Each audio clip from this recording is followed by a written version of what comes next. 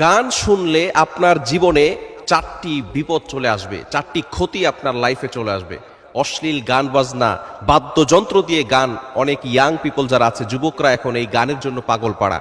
এই গান বাদ্যযন্ত্র এগুলো কিন্তু দাজ্জালের হাতিয়ার। এই বাদ্যযন্ত্র এগুলো হারাম করে দেওয়া হয়েছে। এক নাম্বার হচ্ছে গান মানুষকে পথভ্রষ্ট করে দেয়, হেদায়েতের পথ থেকে সে দূরে সরে যায়। দ্বিতীয় নাম্বার হচ্ছে অশ্লীল গান।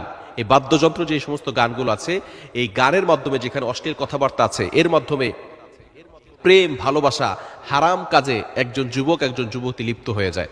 তিন নাম্বার হচ্ছে তাদের অন্তর কালো হয়ে যায়, কল্প নষ্ট হয়ে যায়। তাদের আর ইবাদত করতে মজা লাগে না, নামাজ পড়তে ভালো লাগে না, কোরআন পড়তে ভালো লাগে না, নবীজি ইসলামের হাদিস শুনতে ভালো লাগে না, নবীজি ইসলামের জীবনী পড়তে ভালো লাগে না, কোরআন পড়তে মজা লাগে না, আজানের শব্দ তাদের কাছে বাজে মনে হয় যখন বেশি বেশি তারা গান শুনে। এবং চার নাম্বার হচ্ছে এই গান মানুষের আমল নষ্ট করে দেয়। একটু চিন্তা করে দেখছেন, আপনি অনেক ইবাদত